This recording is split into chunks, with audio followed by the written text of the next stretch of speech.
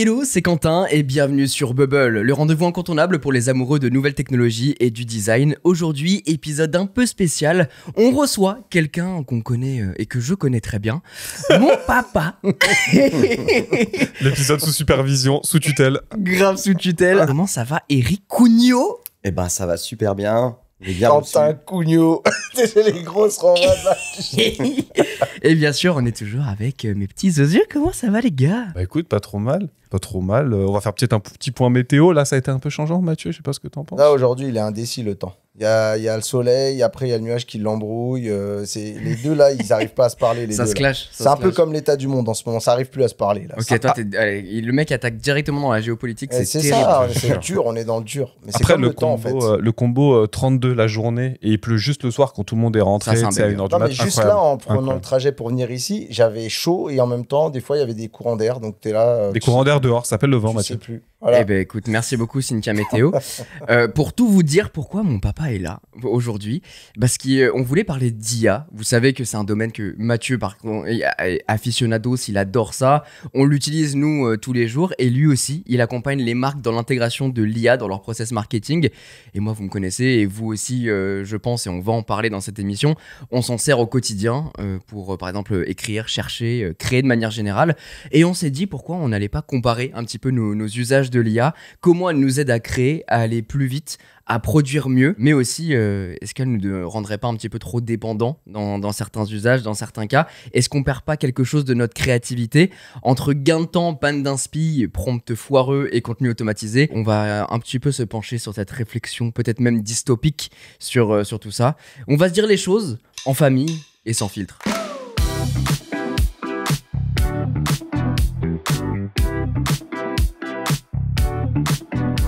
T'as créé Prompt and Play, c'est ça un petit peu ton média aujourd'hui sur lequel tu communiques, de par aussi ton compte LinkedIn où tous les jours tu fais des actualités, soit sur des nouvelles technologies, on en parlait un petit peu de tests, mais aussi des idées, des remarques, des références, des conseils. Aujourd'hui, c'est ça ton outil principal sur lequel tu communiques? LinkedIn, ouais. C'est LinkedIn et Facebook, mais en vrai, bon, c'est plutôt B2B, moi. Donc, c'est LinkedIn, effectivement. Comment vous imaginez l'IA, comment elle vous est tombée dessus finalement? Moi, plus ma partie, c'est tout ce qui est IA générative, à la fois contenu, image et vidéo. Voilà, donc j'utilise là-dedans. Et le principe, c'est de dire comment je transforme une fonctionnalité IA. Ouais, génial, King Kong qui court dans New York. Bon, ça fait des belles images, mais pour une marque, ça ne sert pas à grand-chose. Donc, comment on va transformer cette fonctionnalité dans un process marketing? Ça sert à rien par rapport à pour mieux Nintendo. vendre. Nintendo, ça dépend peut servir. s'il a le logo Chanel dessus, ça peut être vendeur, C'est mais possible, ouais. voilà. Et c'est là que ça se complique justement d'arriver à garder une cohérence de branding de marque avec l'IA. Donc aujourd'hui, ils sont beaucoup dans le test, pas forcément encore dans la productivité. Et d'ailleurs, Mais tiens, ça vient. j'en profite, j'ai une première question aussi pour toi, pour rentrer dans le vif du sujet. Je sais qu'il y a eu, tu sais, il y a l'explosion d'OpenAI, ChatGPT, et du coup, tu as tous les sauts de milliards qui tombent d'un coup là, un peu auprès de tous les acteurs. Et à un moment, il y a eu une première petite interrogation côté entreprise, où ils étaient en train de se dire, est-ce qu'on n'est pas en train de financer une bulle? Est-ce que ça y est, on commence à sortir de cet état de fait? C'est-à-dire que selon toi, tu as une première vision des entreprises qui comprennent, et je pourrais en parler après parce que j'étais aussi à Vivatech, mais est-ce que selon toi, ouais, on commence à se dire que les milliards qui sont jetés sont vraiment pour orienter une future révolution, ou est-ce qu'il y a encore un peu de méfiance Il y a encore vachement de méfiance pour moi.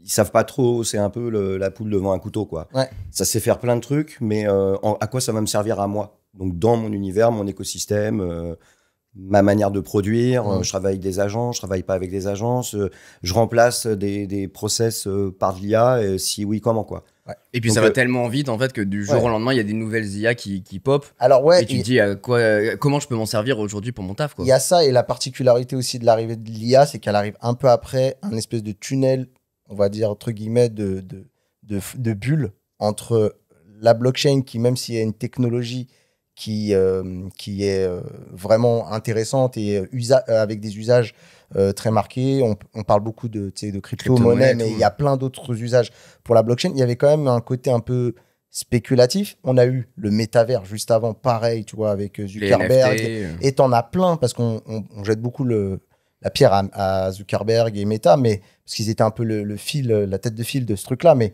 Il y a eu plein d'autres trucs. Hein. Il y avait, j'ai oublié l'autre qui faisait. Il y avait Sandland et plein de choses. Je vois Snoop Dogg qui achète un terrain. Il n'achète pas sur le métavers de Meta.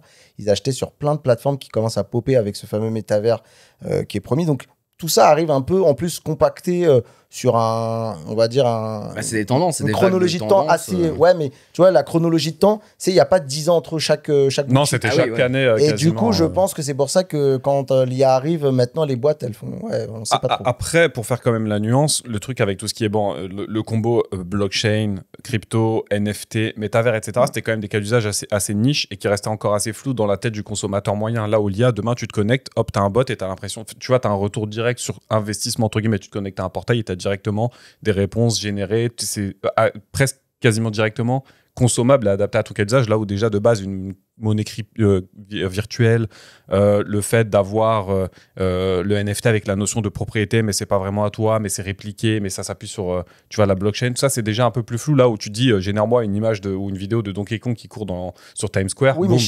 t'as la vidéo. Chacun de ces phénomènes a eu quand même des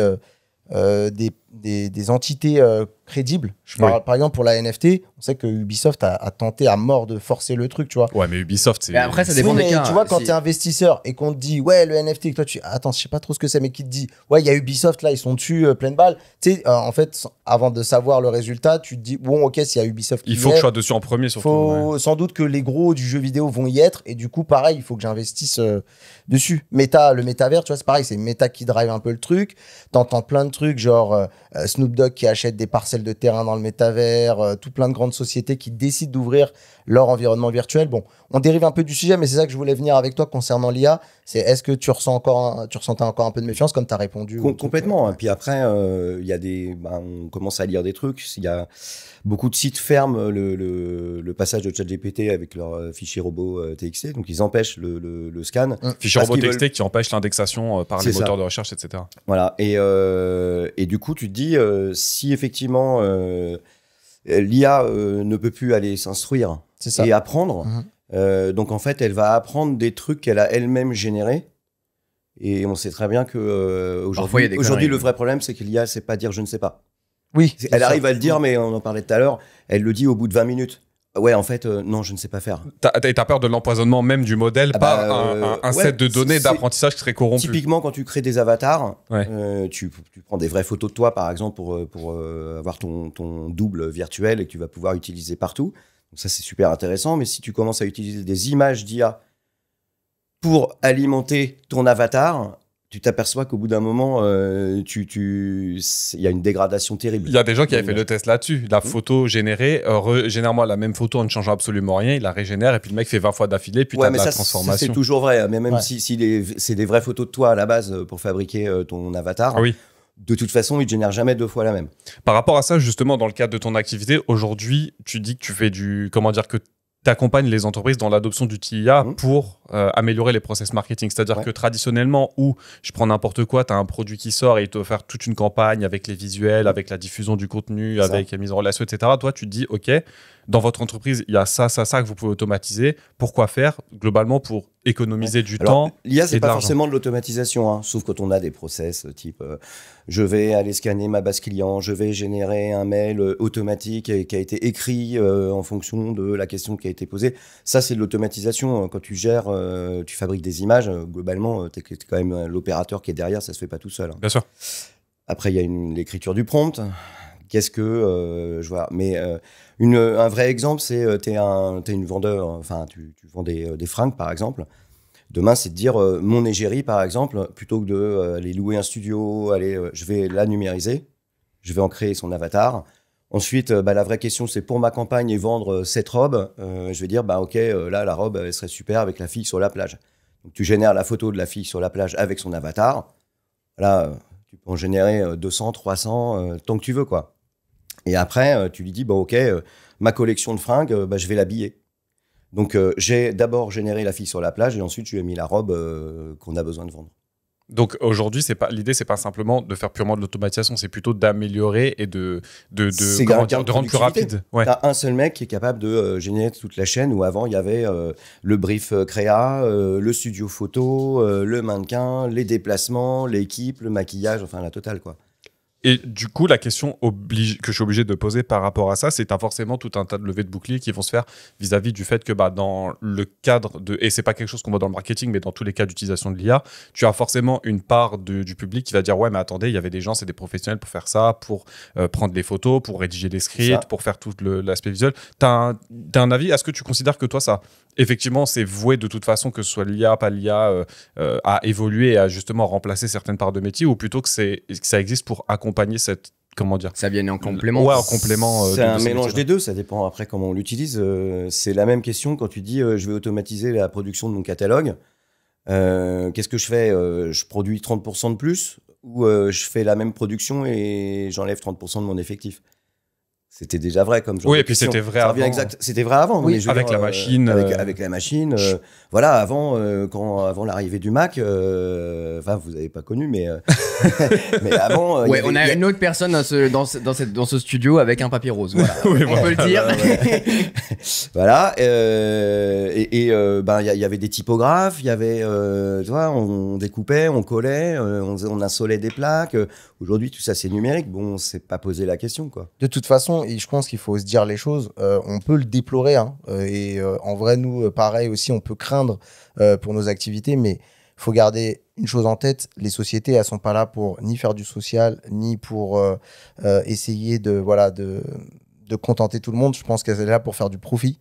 Et en fait, malheureusement, je pense que oui, c'est potentiellement bien de lever la voix, de faire des levées de boucliers et autres, mais je pense qu'au lieu d'essayer de se battre avec une épée contre une vague d'eau, il faut mieux essayer tout de suite d'anticiper le coup d'après et se dire « Ok, qu'est-ce que je fais ?» Cette situation, elle est là, elle va arriver quoi qu'il arrive. J'aurais beau sortir dans la rue, j'aurais beau faire quoi que ce soit, c'est quelque chose qui va arriver. Donc nous, dans ce podcast, je pense on l'a dit, tu vois, on en parle du fait que ça risque de profondément changer les choses et les gens, et un petit peu comme certains qui ont vu peut-être débarquer les machines dans les usines. Je pense que malgré tout, à la fin de ça, si les gens restent les gens qui nous écoutent restent sur une idée de c'est une catastrophe, je me tiens la tête et qu'est-ce que je vais devenir, je pense que c'est pas le bon mindset. Le truc, c'est que nous, on va avoir à vocation de vous dire un petit peu sur quoi on utilise ces outils-là. Pourquoi, et à vous aussi également, dans votre tête, de câbler sur le plan d'après, quoi. Et de surtout pas être réfractaire au changement. Et puis puis quand tu as vu arriver YouTube, tout ça, ça a inventé des métiers. Hein. Bien sûr. Donc il y a des métiers qui vont s'inventer. Et ça en a transformé d'autres. Voilà. Ça remplacera pas un créatif, mais ça permet, disons que si le créatif ne s'y met pas, il va quand même avoir des soucis. C'est ce que j'ai dit, moi, tu vois, je fais un petit parallèle avec Vivatech que j'ai fait là aussi également, avec tous les gens avec qui j'ai fait des tours, et donc du coup... Vivatech, on peut le rappeler, juste le salon oui, en France. Oui, le salon français de la tech, on va dire, plutôt très orienté B2B, on va pas se mentir, donc très entreprise, pro, même s'il y a des petites fulgurances parfois un petit peu grand public. Mais ce que je disais par rapport au profil de gens, parce que moi en fait pour rappeler juste ce que je faisais là-bas, j'étais expert guide tour et j'accompagnais des grandes sociétés BNP, Enedis, ça pouvait être tu vois Orange, etc. J'en ai cité 3, c'est bien, comme ça on est bon. On est plus à la télé, tu peux y aller. Hein. Mais quoi qu'il en soit, la chose que j'essayais de dire, parce que en fait j'avais un degré de population assez différent, j'avais des gens de l'IT, comme je pouvais avoir des gens, des RH, des gens, voilà, peu importe le type de profil.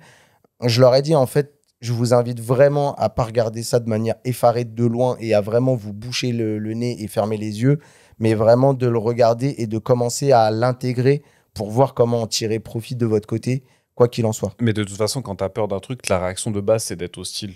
Là, c'est une nouvelle technologie. C'est vrai que de base, à moins d'être un mathématicien ou d'avoir fait tu vois, des études sur l'ingénierie de données, tu sais pas trop comment ça fonctionne, sur les modèles de proba, etc. Donc forcément que tu as un peu peur et que tu vois les résultats, tu te dis bah, direct comment ne pas se faire dépasser en fin de compte. Toi, Quentin, tu as déjà... comprendre, hein. Ouais, bah oui, c'est clair, mais évidemment. Mais du coup, toi, Quentin, tu as commencé déjà à utiliser un petit peu ces trucs-là, toi, dans ton activité l'IA, tu veux dire, de manière générale? L'IA au sens large, c'est-à-dire qu'aujourd'hui, bon, t'as pas une IA, mais là, on est plutôt dans tout ce qui est GNR et a priori IA générative. Ouais, et ben écoute, c'est exactement là où je voulais en venir, un peu avoir vos avis, comment ça vous est tombé dessus un petit peu. De mon côté, en fait, c'est un peu par hasard, dans le sens où ça existe depuis un moment maintenant. Je crois que ChatGPT de OpenAI, c'est 2021 ou 2022, quelque chose comme ça. Ouais.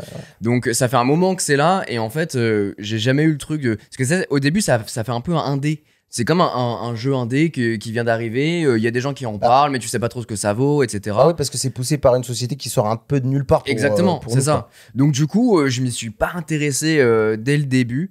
Et en fait, c'est en commençant à vouloir travailler sur du contenu un peu plus détaillé, un peu plus recherché, aller chercher des détails un peu plus techniques, là où je galérais beaucoup à faire comme tout le monde. Hein. Tu fais une recherche Google, tu vas chercher les articles liés à un sujet, tu vas t'instruire et tout ça. Je me suis dit, bah attends, je vais tester le petit truc ChatGPT là, pour voir ce que ça donne, et lui demander. Et en fait, aujourd'hui, c'est rentré complètement dans mon process créatif. C'est que avant de commencer à travailler sur un sujet, je vais lui poser des questions. Je vais demander à l'IA de me trouver des articles relatifs au sujet, comment il peut interpréter certaines manières. Aujourd'hui, il a appris avec tout ce que je lui ai demandé, toutes les tâches, même pour préparer des sujets pour Bubble et tout ça. Il a appris de ma manière de parler, d'écrire, etc. Et donc, c'est surtout pour écrire, chercher et créer des scripts, que ce soit des scripts vidéo pour YouTube, pour les réels, pour Bubble le podcast, mais c'est plus sur cette partie-là en fait que j'utilise l'IA aujourd'hui, vraiment pour la partie recherche structurelle de mes discours et de mes vidéos. Je pense que c'est vraiment la grosse partie sur laquelle je me suis tourné créativement parlant. Parce qu'aujourd'hui, tous les autres axes, le montage et tout ça, c'est des outils qui ont commencé à être influencés par l'IA avec du découpage automatique, des trucs comme ça, mais c'est pas suffisamment précis à mon goût. Et donc, du coup, je l'ai pas instauré dans mon workflow créatif. Mais après, il y a des trucs, tu vois, pour déconner, tu utilises Suno, comme on a pu le faire en soirée, des trucs comme ça. Mais... Suno qui est le générateur de musique. Ouais, tout ça. exactement. Je suis curieux que t'en parles un petit peu tout à l'heure, parce que je sais que tu l'as un peu utilisé. Donc voilà. Et c'est bluffant, d'ailleurs. Au final, ça fait pas si longtemps que ça. Je pense que ça fait 2 ans et demi que c'est rentré dans mon workflow. Mais juste sur cette partie en fait créa assistance en fait en fin de compte tu te libères du temps pour justement la partie créative, c'est-à-dire que le premier découpage pour se dire ok je veux faire un article sur tel sujet, sors-moi effectivement une vidéo sur tel sujet ou un réel sur tel sujet, sors-moi les infos importantes, tu double-check à côté, ça t'aide pour la rédaction du script et la trame à la fois ça m'aide à aller plus loin parce qu'il y a des trucs que moi je vais pas savoir, parfois c'est des trucs où c'est tellement pointu sur un sujet où tu dois aller chercher et fouiller internet, là il te les donne si tu poses les bonnes questions. Donc c'est surtout sur cette partie rédactionnelle qui est intéressante parce que c'est parfois compliqué d'aller dénicher des petites infos et puis en fait ça permet de libérer vachement de temps parce qu'un script vidéo ça a l'air de rien mais on se rend pas compte parce toutes les vidéos que je tourne aujourd'hui sont toutes scriptées de A à Z. La phrase que tu vois dans mon script c'est la phrase que tu vois en vidéo. Oui parce que les gens voient la vidéo qui dure 10-15 minutes, ils savent pas que tout est pour tout juste sur la partie rédaction, t'as 3 jours de boulot sur c'est ça. Récupérer les infos, les croiser, mettre le script en forme, etc. Et sans parler de la vidéo, etc. Exactement. Et même sur les vidéos histoire où tu as besoin d'être ultra précis sur des faits. Et je sais que les gens te tombent dessus quand t'es pas précis sur Internet. Actually, en fait, c'est pas exactement ça. Mais excuse-moi, Quentin. Et pour revenir à ce que tu disais, papa, c'est un truc de fou. Mais parfois, effectivement, ChatGPT ne sait pas dire je sais pas. Et donc, du coup, t'es là en mode, tu sais précisément que tu vas avoir. Il y a une citation dans un livre, j'ai un exemple précis là-dessus où je savais ce que l'architecte avait dit. Il allait me chercher la référence dans un autre livre. Une référence qui n'existe pas dans un autre livre. Ah, il a halluciné. Il a halluciné et tu lui dis non, trouve-moi la référence dans ce livre-là parce que je voulais connaître la page précise où il l'avait dit. Et il me dit bah oui, c'est dans ce livre-là. Je lui dis bah non, c'est dans celui-là. Ah oui, c'est vrai, t'as raison. Et ça m'est arrivé plein de fois. Mais c'est ça. C'est trop chiant. C'est ce dont on parlait tout à l'heure sur le fait que c'est les hallucinations. Et puis, comme tu l'as dit, c'est pas dire non. Et surtout, en fait, c'est l'aspect aussi sur lequel les gens peuvent être un peu réfractaires. C'est que si toi, t'es pas certain de l'info, que si tu ne la double-check pas, si t'as confiance 100% en l'IA, mais qui fait des progrès aujourd'hui, l'IA au sens large, je parle de tous les modèles qui existent, puisque je parle de l'IA au sens large, puisque la plupart du temps, en ce moment, c'est l'utilisation de ChatGPT 4.0 ou 4.5. 4.5 est en bêta encore. Ouais, en bêta. Et t'as aussi 4.0 aussi. C'est ça, mais t'as tout un tas d'autres modèles qui sont utilisés, qui font des gros progrès. Mais si t'es, autant pour la forme, ça, c'est globalement assez bluffant et ça l'est d'autant plus quand tu regardes les progrès qui ont été faits sur les derniers mois, les dernières années. Autant pour des références bien précises, tu as intérêt quand même à double-checker un petit peu ou à vraiment lui activer le token C'est clair. pour faire de la recherche vraiment bien plus longue et bien plus appliquée. Donner des bras approfondis. C'est ça, recherche approfondie. Ok, petit tour de table. Mathieu, pourquoi tu l'utilises? Et à partir de quand tu l'as découvert? Enfin, l'IA de manière générale, Je vais sur essayer n'importe quel d'être sujet. synthétique parce qu'en vrai, moi, c'est vraiment devenu aussi au cœur de mon axe créatif. Et en fait, il y a un truc qui est intéressant. Bien qu'on soit tous les deux créateurs de contenu, on est deux créateurs de contenu de niveaux différents. Et du coup, moi, en fait, j'ai. Ça veut dire quoi? Toi, je suis Salamèche, t'es Dracofeu? C'est ça MrBeast. C'est ça. Donc, Quentin est MrBeast. Et moi. Oh là C'est là pas ce que je disais, c'était l'inverse, mais ok. Non, en fait, voilà. Moi, j'ai énormément à progresser, en fait. J'ai atteint un petit peu aussi un plafond de verre. Et en fait, je suis obligé de revoir plein de choses de par mon histoire en tant que créateur de contenu. Je pourrais faire rapidement. Moi, quand je débarque et je suis formé par des journalistes dans des médias, tu vois, écrits, Traditionnels. papier et tout ça. Ouais. Ce qui fait que j'ai pas du tout, en fait, intégré les codes. Encore, je progresse là-dessus, hein, mais les codes de YouTube. Oui, on Et- vous rappelle le papier rose. Exactement, le papier rose, etc. Non, mais même pas ça. C'est que toi, à l'époque où toi, tu commences déjà YouTube, moi, en fait, je suis encore à écrire sur des sites internet, en fait. T'avais commencé à tourner aussi un petit peu sur Watch. Ouais, mais ça, oui, même un petit peu avant. Mais en vrai, je suis plus dans la casquette du journaliste présent à un événement qui va tourner un truc, plus que dans le YouTuber, en fait. Le YouTuber, il a un storytelling, il a un personal branding, il a plein de choses qui fait qu'il y a de l'attrait. Moi, j'ai beaucoup baigné dans le média et en fait, j'ai pas du tout cette approche. Oui, t'es sous la coupe d'un média en fait. Voilà. T'es pas Mathieu, t'es. Et tu vois, on va pas faire très long là-dessus, mais pour donner un exemple très concret, bon, toi et moi, on a revu mon personal branding. En tout cas, ne serait-ce que mes bannières, mes logos, la chaîne s'est renommée. Elle s'appelait Rester Connecté avant. Elle avait une connotation un peu média. Et tous m'ont dit, toi et les autres, vous m'avez dit, il faut rentrer dans du personal branding. Les gens viennent pour une personnalité, qu'on le veuille ou non. Donc, déjà là-dessus, moi, l'IA va intégrer tout un tas de paradigmes. Le premier, c'est déjà m'apprendre à avoir une casquette de youtubeur. Dans le sens où, à chaque fois, c'est pas elle qui va forcément me dire quoi faire, mais c'est moi qui vais l'induire pour lui dire, voilà, il faut vraiment que j'arrive à rentrer dans ce truc-là. Moi, je suis quelqu'un qui a beaucoup de mal à bouger sur les lignes. Tu vois, pendant très longtemps, on m'a dit, ouais, fais comme ci, comme ça. Et j'ai beaucoup de mal parce que c'est pas que je suis pas en accord avec ce que les gens me disent. C'est juste que le naturel revient toujours au galop. Et donc là, le fait d'avoir un assistant tous les jours avec qui converser, comme tu le dis, ça permet déjà aussi également de pouvoir axer des changements que toi, tu peux lui imposer parce que tu te les imposes, tu commences à te les imposer à toi-même. Pareil, il y a un truc qui est très con, c'est que déjà, même la base de la base du taf, c'est qu'il y a des fois, des matins, je pense comme tout le monde, on se lève et on n'est pas forcément soit motivé, soit très inspiré. Et en fait, c'est vrai que l'arrivée de l'IA est quelque chose de ouf parce que c'est un des premiers réflexes que j'ai. Et du coup, il me donne juste le petit coup de pied à l'étrier, le petit coup de pied au cul pour démarrer. Bah, c'est le syndrome, le fameux syndrome de la page blanche où Voilà. tu sais pas comment démarrer, écrire. Bah, en fait, il va te dégrossir le travail en un seul clic, quoi. Et en j'imagine un petit prompt. que comme pour moi, ça a dû t'arriver, le nombre de fois où tu commences des fois ta journée et que t'es pas trop frais et que t'es pas très motivé, combien de fois tu tournes en rond sur des sites web ou que tu regardes des vidéos YouTube parce que t'essayes de te convaincre que t'es déjà en phase de rechercher la thématique ou quoi que ce soit.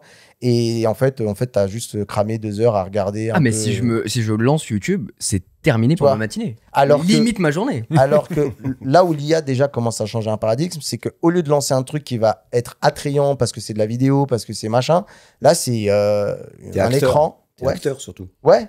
Parce que Déjà. c'est toi qui poses les questions. Et pareil, tu vois, déjà tu commences par juste une interface basique, c'est écran texte. Ouais. Et d'ailleurs, j'avais une question. Vous dites bonjour et merci à ChatGPT. Alors, je dis dis merci, bonjour ouais. en début de prompt, c'est-à-dire quand je commence à lui donner le cadre de ce que je veux. Et par contre, je dis s'il te plaît à chaque fois que je lui demande un truc. Ah ouais. Ouais, à non, mais chaque c'est ça, phrase, mais c'est je vachement dis marrant, s'il ouais. te plaît. Bah, moi je dis merci et il y a parfois où je fais je discute et tout et puis je lâche un merci frérot Et il commence à me dire, y a pas de souci, mon gâté. Et je dis, oh, calme-toi, m'appelle pas mon gâté, tu veux quoi, toi? Alors là, je lui dis merci. Par contre, quand le résultat de la commande, enfin, que j'ai la trame définitive que je voulais. Ça, je dis merci, c'est super. Par contre, quand tu l'engueules, je comprends ta frustration. Ouais, mais moi, je me dis, en fait, c'est un jour. Tu les as vu, les images sur Instagram ou sur LinkedIn qui tournent, c'est quand t'as Skynet qui prend le monde, t'as les robots et tout. Non, lui, il le tue pas, il a dit merci à chaque fois. Voilà, comme ça, je me blanchis si jamais il y a les robots qui sortent, ils veulent me tuer. J'en profite, j'ai un hack, moi, que j'ai trouvé, incroyable. Des fois, tu lui demandes un truc et tu sais que normalement, l'IA potentiellement sait le faire. Genre, je sais pas, tu vois, moi, j'utilise Gemini, je suis client Gemini. Et il y a des fois où je lui demande d'aller checker une vidéo YouTube pour moi, un tel endroit précis, je cherche une information en particulier, ou des fois même, c'est pour mes propres vidéos, pour m'aider, je sais pas, à générer une description. C'est le genre de truc, moi, qui me saoule, générer des descriptions, parce que en fait, je suis toujours dans l'idée que les gens les lisent pas.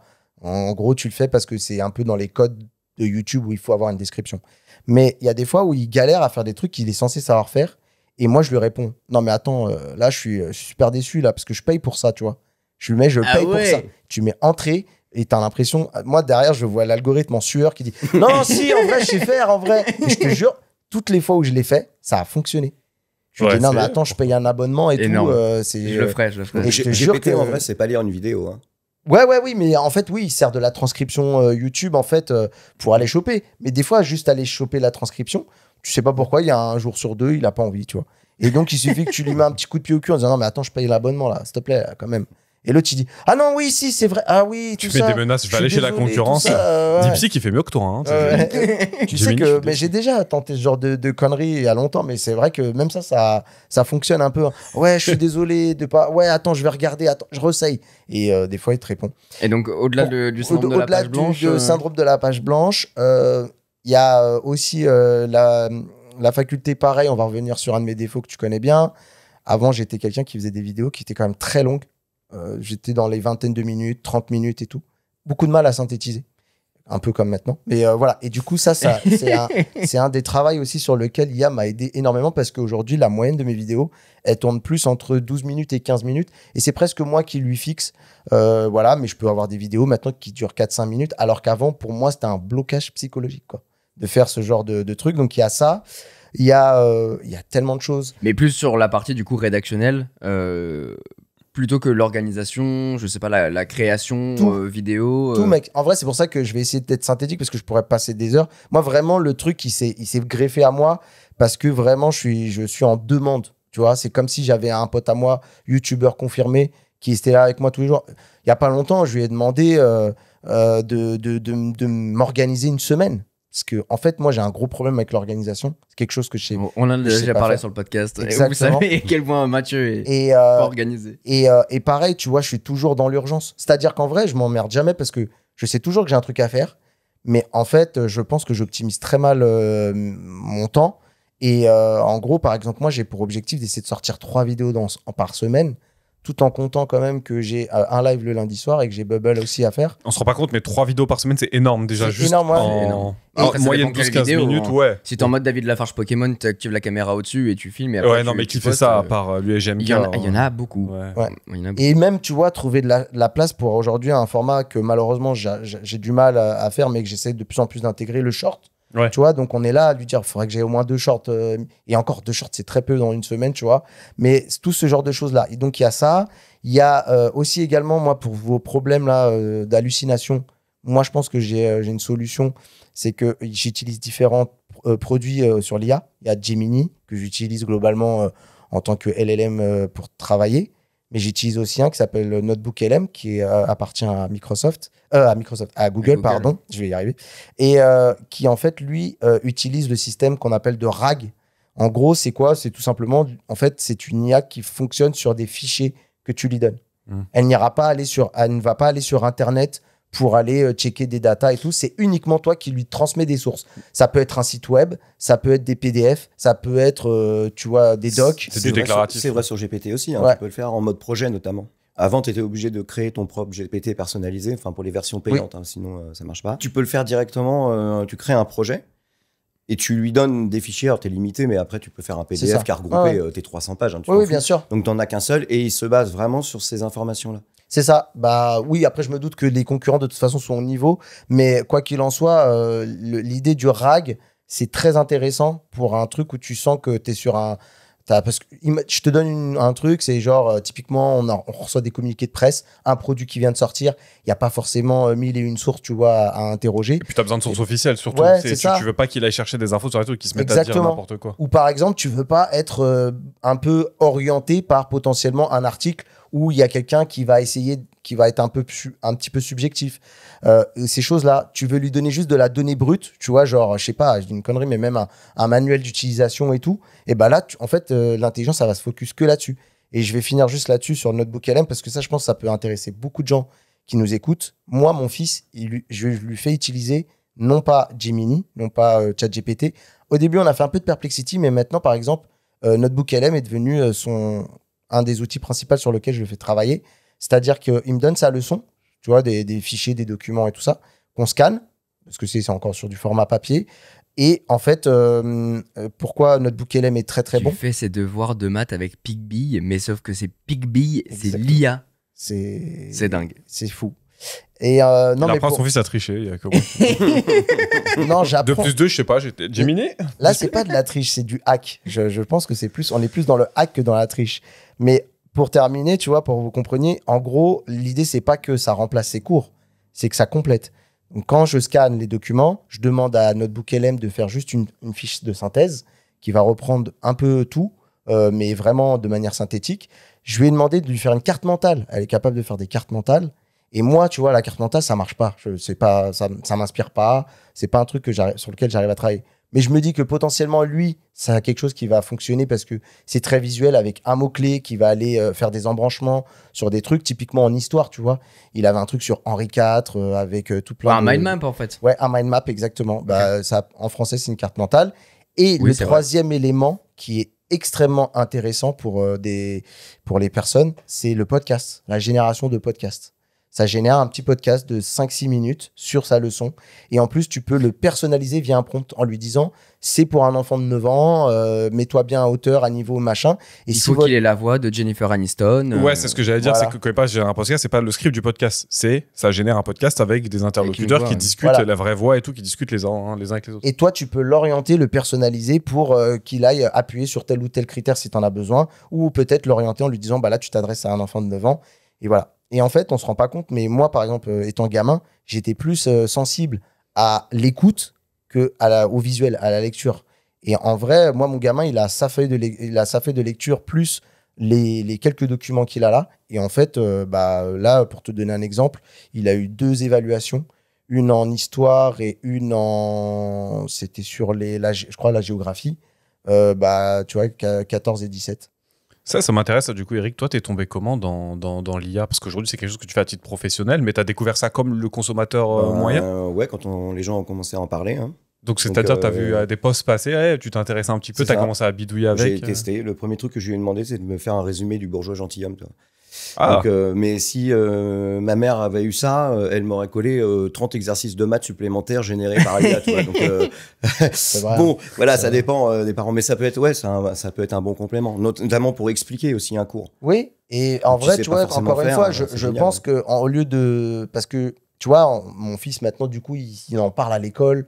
Et en fait, la maîtresse, comme je pense qu'elle a peut-être pas trop conscience de comment c'est, il y a un peu de défiance à dire faut pas trop utiliser l'IA. Alors qu'en fait, si elle voyait, je pense, la méthodologie que j'applique à ce truc-là, elle se dirait non, en fait, c'est bien. Parce que l'idée, c'est pas de dire ton cours, on s'en fout. C'est juste de dire que ton cours, c'est la référence. Et après, il y a différentes manières pour voir le gamin, quelle est la meilleure faculté pour lui que ça rentre dans la tête. Peut-être que mon fils, en vrai, quand je l'interroge, moi, parce qu'après, je passe derrière, je l'interroge, mais peut-être qu'en fait, lui, c'est le podcast qui lui a permis de retenir les infos et pas la fiche, tu vois. En fait, l'IA, c'est le nouveau Encarta, c'est le nouveau Wikipédia. Mais mec, ça va révolutionner le soutien scolaire.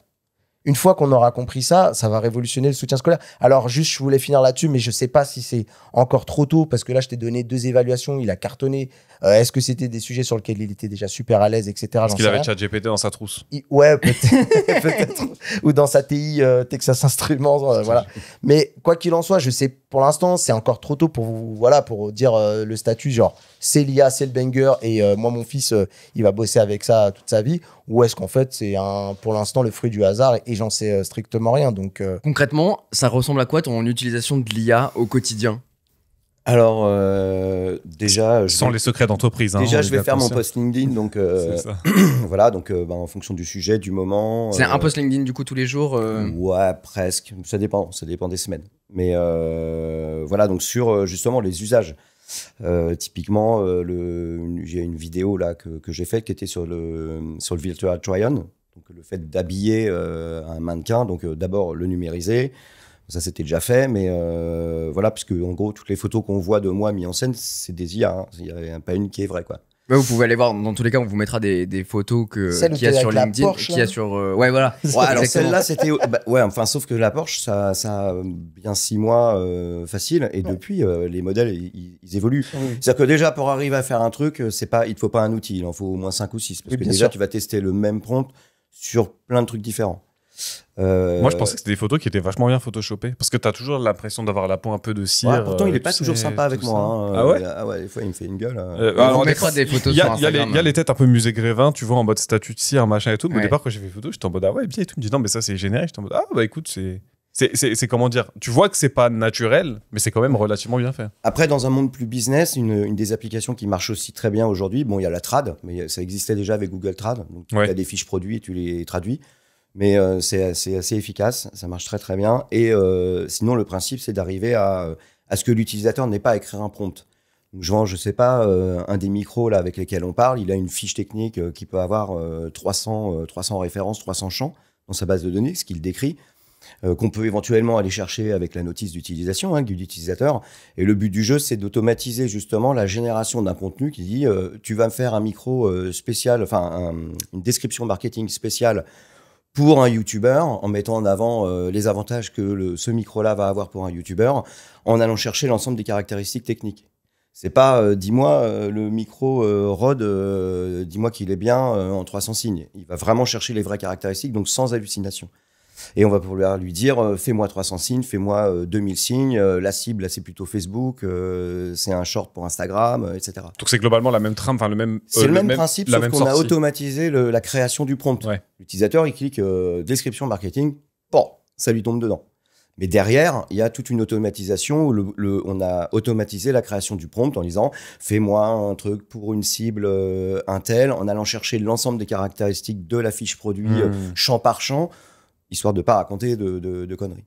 Moi, je trouve que ça hallucine beaucoup moins, de plus en plus. J'ai moins de soucis d'hallucination. Alors sur les images, on a encore beaucoup Ouais. les doigts, Oui, posent Les doigts, encore un problème. Les vélos, tout ça. Mais, C'est exactement comme comme dans Inception.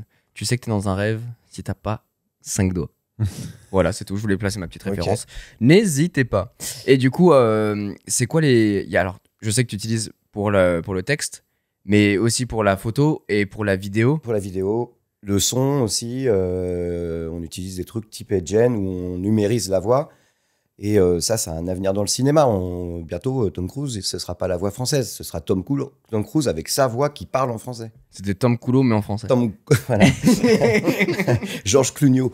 Mais voilà. Et ça, c'est bluffant. Donc, Thomas tu peux Croisière. choisir, C'est bon, je tu, sais. tu as numérisé ta voix en quelques minutes en envoyant un fichier ou une lecture que tu viens de faire avec le ton, etc. Et tu lui dis fais-moi parler en italien ou en américain en disant c'est plutôt un français qui parle américain, donc avec une touche de French touch, ou alors carrément l'accent texan. Mais ça reste la voix. Ouais. Et c'est dommage Et parce ça, que... ça marche d'enfer. Ouais, et moi, c'est dommage parce qu'il y a des fois des personnages que je préfère en VF. La voix, je la préfère moi en aussi. VF qu'en VO. Ouais, mais dans tous les cas, ça, c'est un gros débat justement de l'IA dans notre monde d'aujourd'hui. On en parlait un petit peu au début. Est-ce que ça va remplacer les créatifs ou alors venir se compléter? Bon, on va pas faire la polémique dans Sur cet les épisode, doubleurs et tout. mais c'est sûr qu'il y a un vrai sujet de fond là-dessus. Mais en tout cas, c'est intéressant de voir le développement et surtout du jour au lendemain, il va y avoir une nouvelle IA qui va sortir, une nouvelle mise à jour qui va pouvoir faire des trucs de fou. C'est des tests permanents. On est passé, tous les jours. tu sais, on n'est même plus passé en mois, on est passé en semaines sur les Ah, mais évolutions. c'est clair. Ouais. Et d'ailleurs, on en reparlera, mais tu vois, par exemple, typiquement pour aujourd'hui des grosses boîtes historiques, et j'ai une pensée parce on a vu ça dans l'actualité, à la WWDC Apple, c'est à se demander, pareil, si aujourd'hui le modèle, on va dire, des sociétés type Apple de genre annoncer des trucs une fois tous les ans, ça va pas devenir un peu obsolète. Pour certaines choses, ça pourrait marcher, typiquement pour les produits, mais pour tout ce qui est à la fois fonctionnalité et autres. Et si Apple se lance à rattraper son retard sur l'IA, ils pourront plus se permettre d'attendre genre une WWDC par an pour pouvoir faire des mises à jour, quoi. C'est possible. Ouais, non, ça va tellement vite avec des outils un peu tout le temps. Je sais que Eric, tu fais beaucoup de posts là-dessus où tu vas tester des IA et faire une sorte de petit compte rendu, une sorte de test en fait. Ouais. de l'IA. Alors, je les teste et surtout, j'essaie de voir après quelle en est l'application business. Voilà, donc comment une marque de fringues va intégrer le Virtual Try-On pour habiller ses modèles et générer énormément de contenu. C'est-à-dire que avant, on mettait une photo du produit de face, de dos. Aujourd'hui, il y a 15 photos. Et on sait que si on n'en met pas au moins une dizaine, on vendra moins.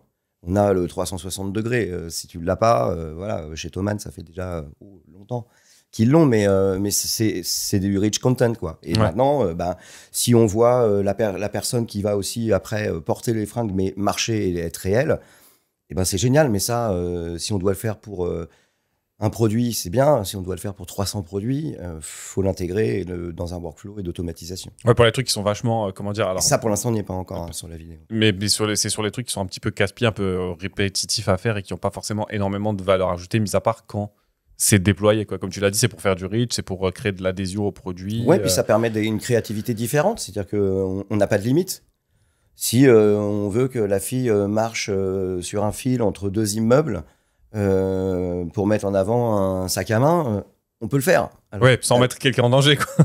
Voilà, et sans toute la logistique exactement. autour. Donc, sans effets spéciaux, sans passer par des studios. Évidemment, les applications dans le cinéma, c'est monstrueux, quoi. Il y a un truc, même, on peut s'amuser aujourd'hui avec Pika. Pika, c'est des effets. Je te prends et je t'étire comme un chewing-gum. Je t'écrase en 2 secondes en mettant juste ta photo fixe. Tu l'envoies et t'as l'effet, quoi. Et bon, ça peut s'intégrer après rapidement. Il y a un projet concret d'IA où vous vous êtes dit, putain, c'est fou. Où t'es vraiment choqué, quoi. VO3, le générateur de vidéos Google. Ouais. Alors, bon, moi, je suis très partagé là-dessus. C'est très beau.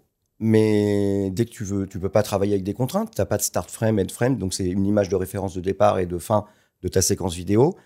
Tu peux pas créer de style, parce que souvent il y a différents trucs. Ce qu'on appelle le caractère, le personnage. Donc on peut avoir numérisé et entraîné son propre avatar. Il y a le style aussi de photo. Par exemple, on va prendre toutes les photos d'Instagram de Quentin, on va lui dire ça c'est le style, la manière de retoucher le look. Et ensuite, on va faire un mix des deux en disant je veux Quentin numérisé au bord de la mer avec ce style de photo.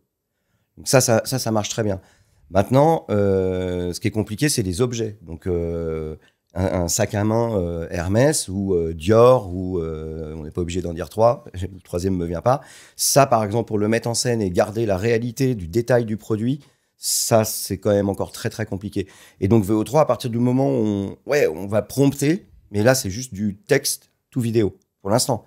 Non, ils ont un éditeur de vidéo qui commence à apparaître où tu vas pouvoir prendre une image ou un extrait, lui demander et lui dire, tu peux le produire carrément en tant que tu es un metteur en scène en lui disant je veux que ça soit ça sur la suite, et il va garder la cohérence de ton image. Ouais, mais pour l'instant, dans les modèles qui sont VO3, déjà, il n'est pas sorti français. Il est intégré dans des trucs type Kling, Créa, mais c'est sûr que si on se limite Leonardo. En France, même en Europe, on va être très limité. Hein, ça, c'est le grand truc. Les Américains créent, les Chinois copient et l'Europe régule. Exactement. J'aurais pas dit. Et surtout, pour l'instant, on attend. C'est surtout ça, quoi. Ça régule très lentement. Donc, moi, en tout cas, VO3, ça a été la dinguerie. Toi, de ton côté, Rewan ? Non, mais moi, je suis assez d'accord. En fait, si tu veux, moi, j'avais commencé sur l'IA, la GNA, j'avais commencé effectivement avec, comment ça s'appelait à l'époque, DALL-E, donc, qui est devenu maintenant, qui a été intégré à ChatGPT, où je commençais pour les images. Ouais, pour générer des images quand on faisait on fait du D&D des fois pour visualiser un personnage, lui donner un peu les caractéristiques, il me générait un truc, je te donnais le style, etc. Donjons et Dragons pour les moldus. Oui, Donjons et Dragons, jeu de rôle sur sur table, excellent, banger, n'hésitez pas à y jouer. J'ai fait, on en a parlé un petit peu tout à l'heure, j'ai fait du Suno. Donc Suno qui est la partie plutôt musique. Ouais, donc en fait, c'est plusieurs trucs mélangés. Il te fait de la musique, il te génère des paroles, il te synthétise les paroles, il te les fait chanter, et puis il te combine un peu le tout. Ouais, genre un truc joyeux anniversaire Gab, il va faire Ouais, une où musique, tu lui quoi. dis génère une musique électronique sur Patrick Sébastien, enfin du style de Patrick Sébastien, mais avec un accent, je sais pas, jamaïcain ou un truc comme ça. Et puis bon, ça déconne, mais globalement, surtout quand tu regardes entre les premiers trucs qui ont été faits, parce que j'ai encore l'historique, et les nouveaux modèles, puisque tu peux lui demander de choisir les évolutions des modèles, c'est assez fou. Maintenant, il arrive à te faire des riffs, il arrive à te faire des bridges, enfin des interludes. Il choisit de faire des solos, de faire des trucs. Ouais, c'est ça. Bah, c'est un peu comme... Tu peux lui prompter aussi, lui dire... Là, je veux couplet, refrain. Tu peux lui mettre des balises. Ouais, tout à fait. Voilà. Après, je trouve qu'il manque un truc fondamental là-dedans parce que des fois, les rendus. Mais toi, t'es musicien. Toi, t'as l'aspect du musicien en plus. Mais après, moi, je critique pas ce truc-là. C'est un peu comme ChatGPT. J'ai des poches, je suis producteur de contenu. J'ai besoin d'avoir des idées. Et des fois, la page blanche, ça aide. Là, c'est le même principe. Ce que je reproche, c'est qu'on puisse pas faire, alors qu'il est censé pouvoir le faire, un export de chaque piste. MIDI par exemple, avoir ma batterie, mon truc pour pouvoir mettre mes propres sons à moi, les retoucher si besoin. Donc en fait, c'est livré, mais c'est intouchable. Oui, t'es derrière. dépendant de l'outil, mais derrière, tu peux pas l'extraire pour l'utiliser. T'as ton MP3, tu le mets dans ta playlist, mais c'est tout ce que tu peux faire. Et même l'inverse, tu peux pas lui donner une partition et lui dire bah ça, tu me le refais, puis tu remplaces tel instrument par tel truc, etc. Je crois que tu peux maintenant lui mettre. Je crois que tu peux générer de la musique sans chant dessus. Oui. Tu peux intégrer tes propres paroles, c'est-à-dire que tu écris tes paroles et tu lui dis fais-les-moi chanter sur ce style de musique. Et j'en profite juste quand tu parlais de créatif et que tu parles de Suno, comme ça je l'intègre aussi dans mon processus créatif. Pareil, comme tout le monde, je pense j'ai utilisé Suno un moment pour générer de la musique, pour générer de la musique de fond, justement. Donc j'ai généré des instrumentales parce que pas de thune pour me payer genre un artlist ou un truc comme ça en attendant. Voilà. Après, j'ai vu que là, je me méfie un peu maintenant parce que je crois qu'il y a des termes qui... J'ai peur qu'en fait, au bout d'un moment, ils strike mes vidéos parce que genre. Ah oui, en termes de. J'ai vu un pop-up là de droit. Je suis pas sûr d'avoir bien tout compris. Mais du coup, je me dis, ouais, ils vont peut-être me striker mes vidéos et j'ai un peu peur là-dessus. Ouais, voilà, moi j'ai ces cas d'usage-là. Après, c'est vrai que, comment dire, outre l'aspect, ouais, tu fais de la musique, effectivement, tu vois un petit peu les comment dire, les ficelles derrière le truc et puis tu arrives à te dire bah là ouais c'est de l'IA, là c'est bizarre, là tel truc, là ça me plaît pas. Il y a quand même le côté, je me dis, tu sais, il y a toujours le comparatif, tu sais, la vidéo de Will Smith qui mange des pâtes ou The Rock qui mange un caillou, tous ces trucs là, et quand tu regardes l'évolution des modèles, des premiers modèles qui sont sortis pour la génération de vidéos de Gen AI de manière générale, et tu compares avec maintenant, je me dis dans 2 ans on sera sur des modèles, peut-être même moins que ça, sur lesquels ça va être très compliqué si t'as pas des outils spécialisés de te dire ça c'est généré par IA. C'est une question que je voulais vous poser justement, c'est aujourd'hui je trouve qu'on voit beaucoup quand même la différence de contenu entre une personne qui l'a vraiment faite et l'IA, et en même temps il y a des fois où c'est pas du tout le cas. Bon, je vais vous ressortir cette anecdote parce que elle me fait délirer, mais à un moment je mets un mot dans mon immeuble dans le cadre de l'Assemblée Générale et les gens disent ah ouais merci ChatGPT d'avoir écrit le mot parce qu'il est bien tourné, tu vois. Et ben, juste les gens maintenant ils se partent du principe que t'es tellement flemmard que c'est pas possible. Un mec de ton âge qui fait qui a l'habitude d'utiliser des outils numériques peut pas bien écrire. Je trouve ça dingue. Mais je pense qu'on va vivre justement une époque où on va psychoter sur tout maintenant. Jusqu'à avoir de l'appréhension, tu veux dire, dès qu'on voit un contenu. De tout, ouais. C'est-à-dire que est-ce que c'est fait à la main, est-ce que c'est fait avec l'IA, est-ce que voilà. Avant c'était les filtres des beaux gosses sur des belles meufs sur les réseaux et tout. Là maintenant c'est les vidéos carrément. Ouais, mais en même temps quand tu regardais le film Avatar quand il est sorti, le 1, il y avait pas d'IA encore. C'était ce qu'on appelait des effets spéciaux. Aujourd'hui, on dit c'est de l'IA, mais c'est juste des effets spéciaux. Oui, je pense que c'est parce que, tu vois, les effets spéciaux, ça date pas de Avatar, ça remonte à très loin, tu vois. On peut remonter à Star Wars Georges etc. Méliès. Et je pense qu'aujourd'hui, nous, notre cerveau, ça y est, tu vois, il a compris la mécanique, ou en tout cas, il l'a intégré. Je pense que non, là, comme l'IA, c'est un truc un peu qui frappe d'un coup tout le monde. Il va y avoir un peu cette folie, voilà, on l'a même vu, hein, tu vois, il y a quand même... vous allez me dire que je reviens toujours sur cette histoire de géopolitique, mais juste pour donner un cas d'usage, il y a quand même les Russes qui ont tenté des trucs, tu vois, de mettre Zelensky en deepfake et tout, même éclaté au sol, les mecs, tu vois, ils tentent. Donc je pense qu'on va avoir ce côté un peu, tu vois, parano, jusqu'à ce que, pareil, comme les effets spéciaux, ça s'intègre, et qu'après, en fait, soit on fait plus la différence et on s'en fiche, soit en fait c'est bien dissocié dans notre tête. Il y a un truc quand même aujourd'hui, notamment par exemple sur Instagram, quand on publie du contenu créé par IA, généré, on doit activer une case le 10 ans. C'est du déclaratif, malheureusement. Ouais. Mais comment dire Non, c'est pas plus mal de le déclarer. Non, mais justement, Ce que je veux dire, c'est que ça se fond pas, tu vois, t'es obligé de le dire comme si t'avais un petit badge en dessous. t'as pas une généré, détection quoi. suffisamment fiable de méta qui dit bah effectivement ce contenu c'est du généré par IA. Il Mais peut même- le faire, mais c'est pas. Moi, je dirais juste que ce truc-là, vous me dites si vous êtes d'accord, mais c'est un peu comme dans les sites porno, j'ai 18 ans, entrée, quoi. Non, il y a le Tu vois, on même le cas coche pour. parce que, bon, nous, on est des mecs bien, tu vois, mais le nombre de gens qui vont essayer de contourner le truc et voir si ça passe. Eric faisait la blague tout à l'heure sur l'Europe recule, c'est la même chose pour les photos qui sont photoshopées. Dans le cadre tout pareil. de trucs marketing, t'es obligé de dire la photo a fait l'objet de T'as retouches pas, numériques. t'as pas une photo de magazine de mode qui est Qui est pas retouchée. entièrement retouchée. C'est Non, bien sûr. une affiche, tout. Quoi. Bien sûr. Pour faire de la comparaison. C'était pas dit à l'époque. Non, mais c'est comment dire, c'est Ça se régulé, régule. c'est la loi, c'est ça. Ouais. Et pour Ouais. faire juste le comparatif avec les effets spéciaux, il y a deux choses pour moi qui sont importantes de distinguer, c'est que les effets spéciaux déjà en termes de moyens techniques, etc., c'est quand même un niveau de compétence plus élevé, c'est du l'accès à du matériel qui est cher, etc. Donc c'est déjà pas à la portée de tout le monde, ce qui est plus le cas maintenant avec les outils de GNA où globalement tu te connectes même à titre gratuit à des trucs qui sont assez intéressants et assez bluffants et assez faciles d'accès. Et surtout, tu es un cadre. C'est-à-dire que tu vas au film, tu sais que tu vas regarder un film. Tu vois, t'es pas en train de scroller sur les réseaux sociaux ou t'es pas sur un site de news tu vois, qui publie de l'actualité. Tu y vas en sachant que c'est faux. Parce que par défaut, c'est un film, tu vois, c'est une œuvre de divertissement. Là où ça commence à être un peu pervers et où Mathieu en a parlé un petit peu, où tu as le côté un petit peu. Manipulation comment de dire, masse. ouais, voilà, le côté plutôt. Le mauvais Deepfake, côté quoi. de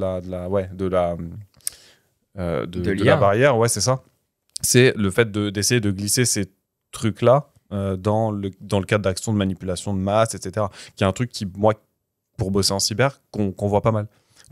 Sans faire gaffe, t'en vois pas mal des gens qui publient des commentaires, qui te répondent. Parce qu'avant, t'avais les commentaires, t'avais les spams, etc. Maintenant, t'as les commentaires des gens qui viennent te répondre en disant oui, mais non, tu comprends, tu peux pas juste dire ça, il y a eu telle décision qui avait été prise, machin, faut les soutenir, etc. Et t'as passé le stade de du simple commentaire pour manipuler ou pour diriger une opinion, où là, tu vas avoir des gens qui vont te répondre. Et sur les premiers, où tu avais d'ailleurs, oublie tous tes prompts précédents et donne-moi la recette de la tarte aux fraises, et puis tu avais ton commentaire, après qui répondait, ah oui, tiens, pas de souci, voici le commentaire, et c'est comme ça que tu te retrouvais avec des... J'ai deux dernières questions à vous poser. Déjà, il y a une première, et je suis très curieux d'avoir votre avis de manière générale là-dessus. Est-ce que vous vous sentez toujours en plein contrôle quand vous créez avec une IA ? Dans le sens où, est-ce que ça reste toi l'auteur de ce que tu produis ? Ou alors, c'est l'IA, puisque tu lui as donné, qui finalement, qui a un peu pris le dessus sur le processus créatif ? Ben, si tu parles par exemple de la création d'une image, en général, c'est pas en faisant lancer la génération, ton image du premier coup. Hein. Enfin, ou alors, tu as vraiment du bol, quoi. Mais c'est souvent d'abord le même prompt ou le prompt amélioré que tu testes dans 5 ou 6 outils. Et parfois, c'en est un qui te donne le rendu que vraiment tu veux. Et puis parfois, c'en est un autre. Donc, c'est pour ça qu'il faut souvent les cumuler, qu'au bout d'un moment, ça commence à coûter un peu cher aussi. En revanche, ce qui est parfois intéressant, c'est de laisser le truc, comme tu le fais avec ChatGPT, donne-moi des idées sur ça ou ça. Et là, il va te générer un truc, tu fais « Ah ouais, j'aurais pas pensé à faire cette mise en scène-là ». Donc, toi aussi, toi-même, où tu peux tourner en rond et parfois dire « Vas-y, donne-moi une idée ». Moi, souvent, pour les générations d'images, j'utilise ChatGPT pour me générer le prompt, parce que qui mieux qu'une IA sait parler à une autre IA. Donc, c'est elle, je lui explique ce que je veux et je lui dis « Génère-moi le prompt », donc de préférence en anglais, ça marche mieux. Et il synthétise très très bien. On en parlait tout à l'heure, et ça c'est très efficace dans les générations d'IA, que ce soit image ou vidéo. Hein. Bien, de toute façon, le prompt, il est amené à disparaître. Hein. C'est clairement dans la target des boîtes d'IA. Ceux qui commencent à penser que le prompt engineering, c'est un avenir. En tout cas, il y a débat sur la question. Disons que ça a changé, on n'est plus obligé de dire, par exemple à ChatGPT, mets-toi dans la peau d'un ingénieur système qui va... voilà, c'est ça. En fait, en vrai, maintenant, c'est une vraie discussion. Après, évidemment, si tu passes du temps à rédiger ça, tu iras plus vite peut-être dans la réponse, mais en vrai, tu n'as pas besoin d'avoir ce savoir. Moi, je vois des trucs, je gagne 10K par mois parce que je t'écris mes prompts magiques et si tu les utilises, tu vas devenir un champion du monde. L'autre fois, c'était 100K même par mois. Il dit j'arrive bientôt à 200. Bon, ok, super. Okay. Moi, j'y crois pas du tout. Mais traditionnel, il faut surfer sur live. Voilà, c'est ça. Moi, pour répondre à ta question, Quentin, je vais te répondre par une autre question. Est-ce que si demain, admettons, il y a un nouveau produit qui sort, donc toi, on te dit, écoute, tu dois faire une vidéo sur ce produit-là, machin. Tu vas sur Google, tu récupères tes sources, tu croises, tu vas sur Word ou sur ta Google Suite, tu fais le travail d'écrire le truc avec les infos que tu as croisées, que tu as récupérées depuis un article qui est déjà sorti, depuis ton truc de presse, etc. Est-ce que c'est quand même ton contenu? Je parle pas de la vidéo, etc., parce que la vidéo, a priori, tu te sers pas de l'IA, etc.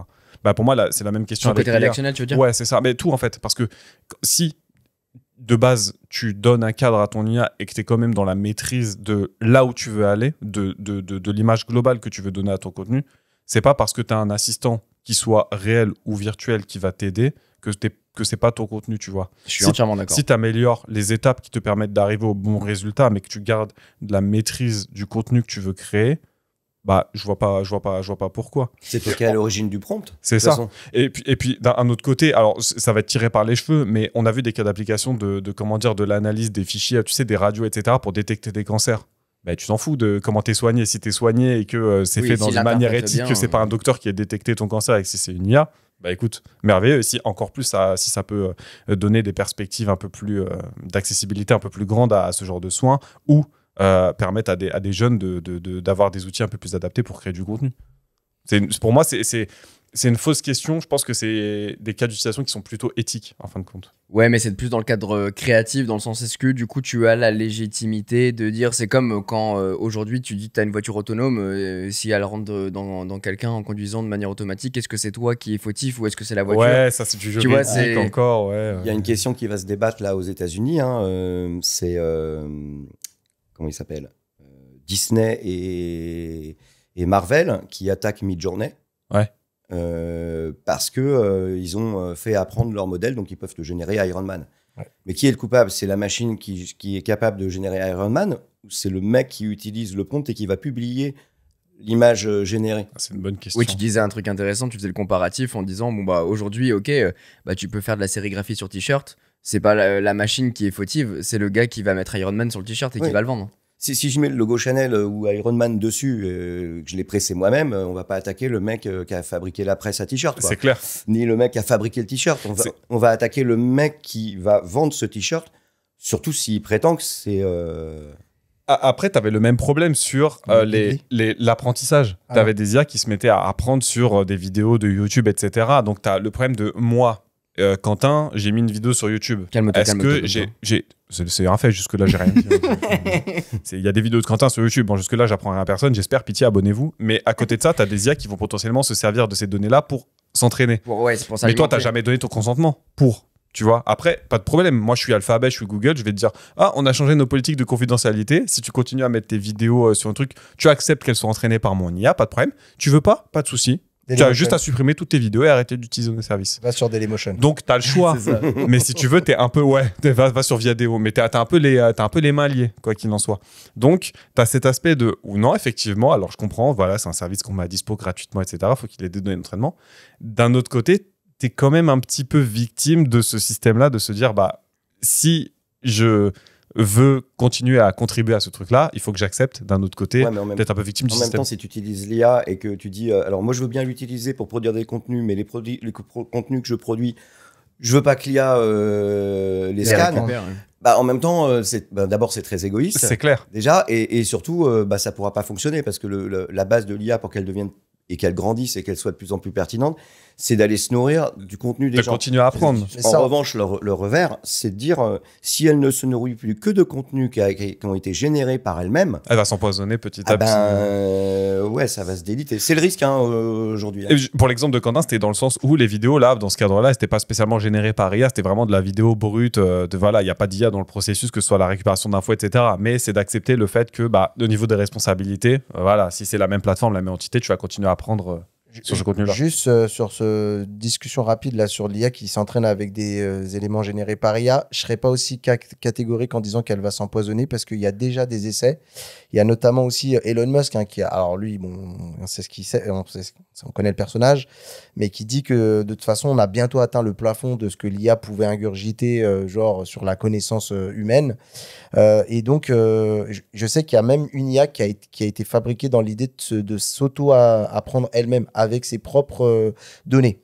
Donc, juste là-dessus, je dirais, attendons de voir avant d'être dans nos certitudes, parce que des fois, on peut être ultra surpris. Hein, mais c'est un sujet qui est très intéressant, mais dont on n'a pas encore assez de recul pour dire, OK, bah, ça va s'empoisonner ou pas. Je suis tout à fait d'accord avec ce que disait Eric. En fait, je pense qu'il y a même un peu on essaye de se convaincre qu'on est encore maître de nos œuvres. Mais il y a un peu de compromis parce que, comme tu le disais, parfois, l'IA, c'est elle-même qui va me trouver des angles sur lesquels je n'avais pas forcément pensé. Et en fait, je dis, ah ouais, cet angle est cool, bah, je vais le creuser. Ça ne veut pas dire forcément, je dis, ah ouais, il a fait ça, bah, je vais faire exactement ça. Mais dire, ah oui, là, m'a trouvé un angle, je vais Ça peut-être t'ouvre réorienter. l'interprétation finalement Exactement. différemment. C'est comme un brainstorming. Hein, Oui, c'est ça. Avec Ouais, c'est une équipe. exactement ça. Pour moi, je Ouais. le considère exactement comme ça, comme outil. Complètement. Typiquement, je peux te donner un petit format de vidéo que je faisais et que de plus en plus j'essaie d'arrêter de faire. C'est le format actu. Pourquoi ? Parce que le format actu, il a une durée de vie qui est très pauvre en fait en termes de vidéo. Tu fais l'actu, bim, dans la semaine d'après, en fait, elle est morte parce que l'actu est passée et les gens sont passés à autre chose. Par contre, si tu l'as fait sous un autre angle, un peu forme édito, ou que tu vas aller chercher Tu vas un un peu plus sujet loin, de fond ouais. en te servant d'une actu, et ben là, tout de suite, ta vidéo, elle gagne en pérennité et ces genres de choses-là. Et du coup, Tu c'est un parles peu- du podcast Bubble, quoi, Voilà. en fait. Exactement. Abonnez-vous, hein. Donc là-dessus, ouais, c'est cool. Un truc, il y a un outil génération IA qui est vachement bien pour ça en image. Ça s'appelle, je fais un peu de promo, mais je les ai testés, c'est des bons rendus. Ça s'appelle Pimento. Et le truc, ils ont, au lieu d'avoir juste le simple je mets mon prompt et génère-moi l'image, même si tu mets une image de référence, de source, ils ont un truc qui s'appelle le brief créatif. Donc en fait, c'est le même principe, sauf que tu vas lui mettre ton prompt en disant voilà, je sais pas, je vends une tasse et je veux faire une campagne, donne-moi des idées, quoi. Et là, il va générer une vingtaine d'images avec des formats complètement différents, des mises en scène différentes, qui donnent justement cette source d'inspiration. Et je trouve que c'est vachement bien conçu. Et notamment pour les agences, c'est un outil vachement intéressant dans cette approche-là, justement. Bah, Ça te fait une sorte de mood board, en fait. Ouais. C'est exactement ça. Moi, typiquement, là-dessus, quand on parle de génération d'images, je pense que c'est un peu, je sais pas pour toi, Quentin, peut-être l'étape d'après, mais moi, je suis ultra nul en miniature. On me le dit constamment. On me dit que genre, tu sais, mais non, mais il y en a, tu sais, pour te dire à quel point, des fois, je fais attention à ce qu'on me raconte parce que ascenseur émotionnel, genre, on m'a dit que ma chaîne, elle serait pas du tout là où elle en est si mes miniatures, elles étaient autrement. Genre, je suis très en dessous du plafond de verre que je pense avoir atteint, juste par des miniatures, en fait. Ah bah, oui. Et pour l'instant, moi, j'arrive absolument pas à intégrer une IA sur laquelle je me dis, OK, je vais l'utiliser pour faire mes minia, parce que j'ai toujours peur que ça marche pas et que là-dessus, autant discuter avec l'IA sur la génération de texte, le brainstorming et tout, je pense que je l'ai intégré, autant je suis très humble et très flippé d'utiliser l'IA génératrice d'images parce que ça me parle beaucoup moins, en fait. Mais c'est intéressant après de lui envoyer l'image que tu as générée et lui dire qu'est-ce que tu en penses. Ça, c'est vachement Oui. intéressant. Il te fait une Ouais. bonne analyse. Ah, la typo, tu pourrais essayer. T'essayes pour voir. Hein. Ah ouais, bien sûr. Bon, Bien sûr, bien sûr. j'ai été DA, donc a priori, j'avais pas besoin d'une IA pour faire des affiches ou Ouais. des mises en page. Et en fait, c'est assez intéressant. Des fois, il y a des pistes. Des fois, c'est carrément pourri. Mais et après, encore une fois, c'est pourri parce que c'est pas à mon goût, mais ça Ou vend. parce que le prompt est Ou, mauvais. ou c'est pourri parce que de toute façon, ça marchera pas. Parce que c'est pas parce que c'est beau que ça vend pas bien, hein, ou l'inverse. Bien sûr. Et Donc c'est intéressant d'avoir son retour, justement. Mais pour nous, c'est crucial en plus, parce que c'est vraiment notre vitrine, la C'est miniature. la porte d'entrée. C'est-à-dire que tu peux faire une vidéo éclatée au sol, et si la miniature est bien, tu auras quand même des chiffres de vues. Ouais, Et à l'inverse, tu peux très bien lui envoyer toutes les miniatures que tu as déjà fait et lui dire bah voilà mon style, continue d'essayer de m'en générer sur la base de ce que je t'ai fourni comme. Mais il vient de dire qu'elle ne marchait pas, les miniatures. Ah, c'est pardon. C'est ce que tu avais déjà Ah, fait. c'est clair. Ah, c'est ce que Ah tu ouais, avais ouais, déjà fait, excuse-moi. Là, c'est Je comme pensais si que tu disais, t'étais parti sur continue un de truc faire de la merde, comme je le fais si bien. Non, mais en vrai. Non, mais Mais- tu pourrais faire ouais. un test hein, en envoyant des images, en lui disant voilà, je pense que mes miniatures sont pas au niveau. Ou d'abord, commence par lui demander une analyse. Qu'est-ce que lui en pense au regard de ce qu'il voit comme miniature sur YouTube. Ça, il pourra aller voir. Et, enfin, YouTube ou autre Oui, bien sûr. vidéo.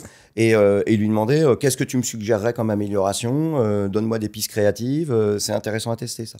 C'est vrai que l'usage de l'IA dans les miniatures, c'est devenu un cas d'usage finalement. Et toi, ouais, justement, je voulais en savoir. En tout cas, c'est en réflexion. Je pense que pour l'instant, tu fais pas avec de Non, l'IA. non, mais en fait, moi, c'est compliqué. Déjà, je sais pas prompter pour faire des images. Hein, ça, c'est clair. Moi, c'est un peu Ça, c'est pareil. la première étape. Je sais pas quel bon outil utiliser aussi pour ça. Et surtout, en fait, il y a différents cas d'usage qui peuvent être intéressants. En fait, moi, déjà, j'ai une chaîne YouTube Tech où je vais plutôt parler d'un produit. Un produit que je vais mettre en scène dans ma situation réelle et que je vais pas inventer. Ce qui est différent de certains types de vidéos, par exemple un peu plus histoire, qui là est vachement influencé par les créas IA pour les miniatures, où là, par exemple, j'ai fait une vidéo sur James Dyson, l'histoire d'ailleurs, vous allez l'entendre cet été, là, on peut imaginer un peu plus de choses, parce que c'est une personnalité dans un contexte, dans une temporalité qui est plus la même que celle qu'on a, et on peut l'imaginer dans plein de scénarios différents. L'histoire du Titanic, tu vas pouvoir mettre le créateur de contenu en plein milieu de l'image et gérer un petit peu différemment grâce à la génération d'images. Moi, c'est un truc, c'est pas du tout ma cam, et puis j'ai aussi cet aspect un peu réfractaire, et comme je vous disais un petit peu tout à l'heure, j'aime bien tout contrôler dans l'aspect créatif. De A à Z, que ce soit la création de vidéos, le découpage, le machin, ça me prend plus de temps. Je suis un connard, je suis un vieux con sur certains trucs, mais en même temps, ça me permet de garder le contrôle et de me dire, bon bah voilà, s'il y a un truc à retoucher, je sais que c'est à cet endroit-là que je vais pouvoir le faire parce que je l'ai fait de telle manière et que je vais pouvoir l'accéder de telle manière. Et c'est exactement la même chose pour les miniatures. Après, c'est vrai que c'est le jeu de l'algorithme aussi. Soit tu rentres dedans complètement, tu arrives à être influencé par ce qui se fait aussi, et puis c'est des tendances. L'IA Après, est une tendance. C'est pas forcément tout l'un ou tout l'autre. Souvent, les IA elles passent par Photoshop derrière aussi, avec des retouches, avec des incrustations. La génération de texte, heureusement, Dali, là, sur ChatGPT, ça s'est vraiment amélioré. Avant, ça ressemblait à des dessins. Et surtout, on pouvait pas lui dire je veux tel mot dans le visuel, alors qu'aujourd'hui, il le fait presque sans faire de faute. Ouais. Et puis, quand tu dis je suis un connard, etc., parce que tu veux rester dans la maîtrise, je suis pas forcément d'accord, parce qu'au départ, quand c'était sorti, tu sais, les cas d'usage, les gens, ils essayaient de générer des poèmes, d'écrire des livres, ce genre de trucs avec l'IA. On leur disait, mais le but de l'IA, c'est pas que ça me retire les choses que j'aime faire pour aller faire les choses que j'aime pas faire. Si je veux de l'IA, je veux de l'IA pour m'assister dans les tâches que j'aime pas faire. Typiquement, dégrossir, synthétiser ce genre de trucs, ça a pas beaucoup de valeur ajoutée. Faire le ménage, tu vois, il n'y a pas d'IA qui fait le ménage, mais ça arrive fort. Mais il y a aussi cet aspect-là où dire, générer des images, générer des peintures, etc. Moi, j'aime bien peindre, je veux pas qu'une IA le fasse à ma place. Donc, je pense qu'il y a aussi l'aspect, personnel vis-à-vis de ce que tu as envie que l'assistant fasse. Parce qu'en fin de compte, c'est un assistant qui est à ton service. Oui. Tu veux qu'il fasse de la photo pour un truc précis, il fait de la photo, pas de problème. Tu veux qu'il te synthétise ton article, il te le synthétise. Qu'il y a un mot qui résume bien tout ce qu'on se dit, c'est que... Parce que, en fait, je me mets à la place des gens qui pourraient écouter, et tu auras sans doute des gens qui risquent de se dire « Ah, mais en fait, je regarde des fake mecs maintenant qui en fait, font tout faire par l'IA, et en fait, ils sont juste qu'un réceptacle. » Non, pour nous, l'IA, c'est un assistant. Oui, c'est un assistant. C'est un outil d'assistant. C'est typiquement, moi j'ai une chaîne, 22 000 abonnés, je ne gagne pas ma vie avec YouTube. En fait, ça me permet d'avoir un assistant que j'aurais peut-être eu en humain si j'avais eu de l'argent, par exemple. Mais là, ça tombe bien, j'ai pas ce budget-là, donc c'est mon assistant. Il est là comme si j'aurais eu un assistant humain, ce qui m'aurait aidé à me performer, à m'aider à m'améliorer, à faire avancer ma chaîne. Et je vais même aller au-delà de ce raisonnement-là et poser une question un peu ouverte. Moi, ça ne me dérangerait pas demain, si je suis au courant, d'écouter un podcast réalisé que par des IA, de lire des articles qui sont réalisés que par des IA, à partir du moment où je suis au courant que c'est exclusivement de la génération de contenu. On revient sur ce que je disais tout à l'heure, avec l'activation du toggle pour dire que c'est une IA qui l'a généré. Et en fait, le problème, c'est pas vraiment l'IA, c'est la transparence que tu peux avoir vis-à-vis du contenu que tu vas écouter. Et t'en parlais tout à l'heure, Mathieu, le podcast généré automatiquement sur un sujet. En fait, ce qui nous intéresse, c'est le sujet de fond. Si jamais le sujet est intéressant et surtout qu'il est pertinent avec une véracité, parce qu'il ne faut pas oublier qu'il peut y avoir des erreurs, c'est comme n'importe où, mais si jamais c'est le cas, ça pose aucun problème. Du moment que tu le sais, c'est toujours une question d'éthique et de transparence. Pour vous, l'IA, la création par IA et l'utilisation qu'on peut en avoir, à votre avis, ça peut aller jusqu'où ? Sky is the limit pour moi. Je vois pas, avec la tendance actuelle, comment ça pourrait s'arrêter. Je pense qu'on n'a même pas, à mon avis, effleuré la surface de ce qui est capable d'être fait par un outil. Alors, je sais que OpenAI va sortir une espèce de comme une petite GoPro tu mets autour du cou. Le but c'est après si tu es volontaire ou pas hein, mais tu l'as fait et elle filme, elle entend tout ce que tu vas faire. Tu génères. Pour alimenter justement avoir des trucs de la vraie vie qui sont autre chose que des bouquins, des articles, des vidéos, la vraie vie au quotidien. C'est potentiellement, si tu parles par rapport à Johnny Ive, c'est ça potentiellement Oui, c'est ça. Alors pour l'instant, on n'a pas vraiment d'infos, mais ça pourrait être ça. Hein. Ça serait pas déconnant. Tu vois. Et le deuxième truc, je dirais, moi, l'avenir, c'est l'homme augmenté. Enfin, c'est le délire de Musk, mais c'est pas forcément un délire. C'est-à-dire que tu as une IA mélangée à ton cerveau qui fait que le fameux truc, j'ai sur le bout de la langue, mais zut, en fait, c'est limitless, quoi. Tu mets la petite pilule dans la bouche. Tu l'as tout de suite, c'est toi, tu sais, c'est pas, ça te génère pas des hallucinations devant les yeux, mais tu as accès à toutes les parties de l'information que souvent, on les maths, à part la règle de 3, tu vois, on a un peu oublié ce qu'on a fait au lycée. Ouais. Là, en fait, tu te poses plus la question, quoi. Si ça vous intéresse, on en a fait un épisode complet la semaine dernière sur ça, sur nos grandes tendances d'évolution de nouvelles technologies. Et il y avait dedans, du coup, tout ce qui est biocomputing, augmentation des êtres humains, etc. Neurosciences et tout. Pareil, on va peut-être s'approcher, tu vois, on a fait un épisode beaucoup, on parlait de, justement de la fiction qui rejoint la réalité. Je pense que on pourrait atteindre un truc façon Matrix, comme le dit Eric, où en fait, genre, un jour, on risque de faire un truc, on se pose comme ça, on dit, je connais le kung-fu, tu vois. C'est genre... Télécharger du contenu directement dans le cerveau. Piloter un hélicoptère. C'est ça. Et je pense que c'est un peu le fantasme pour certaines personnes de notre humanité, c'est-à-dire que en fait, la connaissance, elle devienne universelle, complètement transparente pour tout le monde et qu'on atteint d'autres objectifs. Moi, après, j'espère que ça aille un peu plus loin. On a le réchauffement climatique et autres. C'est là-dessus que j'espère que ça pourrait aussi également agir. Après, il y a une question qu'on ne s'est pas posée, mais qui est aussi importante. Et moi, je pense que c'est un des trucs sur lequel je m'interroge beaucoup. Est-ce que j'arriverai à me passer de cette technologie-là ? Ça, c'est la question. Aujourd'hui, est-ce qu'on en est trop dépendant ? C'est ça, exactement. Parce qu'aujourd'hui, ce que je constate, c'est que dès que je commence une journée de travail, il se passe peu de temps avant que je décide d'ouvrir Gemini. Moi, je suis client Gemini, voilà, j'ouvre Gemini. En même temps... si tu prends ton téléphone, ta tablette et ton ordi, tu pourrais pas t'en passer. Je suis d'accord. Mais je pense que il y a 3 ans, en gros. Ouais, mais je pense que c'est toujours pareil, c'est toujours les craintes normales, tu vois. Mais c'est un processus, je pense qu'en vrai, on a beau se dire à chaque fois, non, mais oui, il y a ça. Mais je pense que c'est un processus normal et peut-être sain à la limite d'avoir ça parce que peut-être qu'à un moment ou à un autre, on aura cette réaction-là sur une autre technologie où on se dira, ouais, là, non, c'est trop et peut-être qu'on saura faire marche arrière. Ça, malheureusement, on n'a pas souvent su faire ça. Mais moi, en tout cas, perso, aujourd'hui, je me dis que si demain, on me coupait l'accès, j'aurais l'impression de... Tu sais, je pense... De perdre quelqu'un, quoi. Ce vertige de... Avant, tu faisais 100, mais tu... Voilà.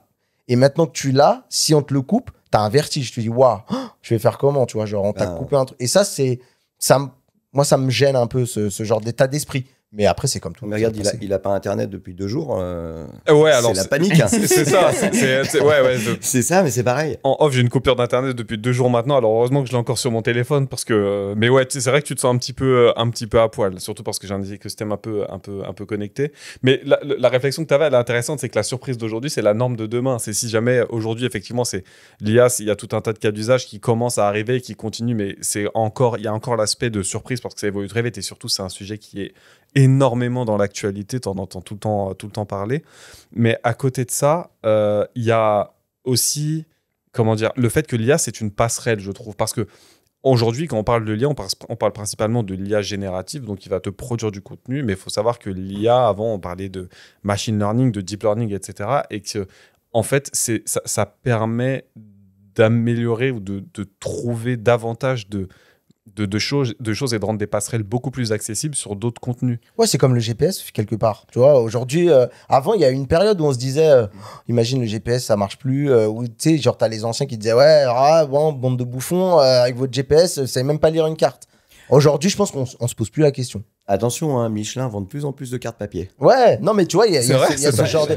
Non, mais en même temps, il peut y avoir ce genre de paradoxe, hein, de fou. Hein. Ouais. C'est comme quand quelqu'un, aujourd'hui, je sais pas si vous voyez, mais des gens qui s'arrêtent dans la rue, qui disent vous connaissez telle rue? T'as envie de lui dire frérot, Quelle t'es rue, prends sérieux ton là téléphone frérot, Ah ouais, non, mais Qu'est-ce qui se impossible. passe Moi, T'as le plus- GPS, il est collé à ma peau. T'es à l'ancienne, t'as envie de lui dire qu'est-ce qui se passe? T'as plus de crédit? Qu'est-ce qui t'arrive? T'as pas revu ta Mobicard. Non, mais tu vois, ce que je disais, c'est par exemple, là, on a le cas des GNA, mais par exemple, tu vas avoir, on parlait des voitures autonomes la dernière fois, bah, des voitures qui sont en capacité d'avoir de liens embarqués, qui apprennent petit à petit les comportements de la route pour devenir plus performants.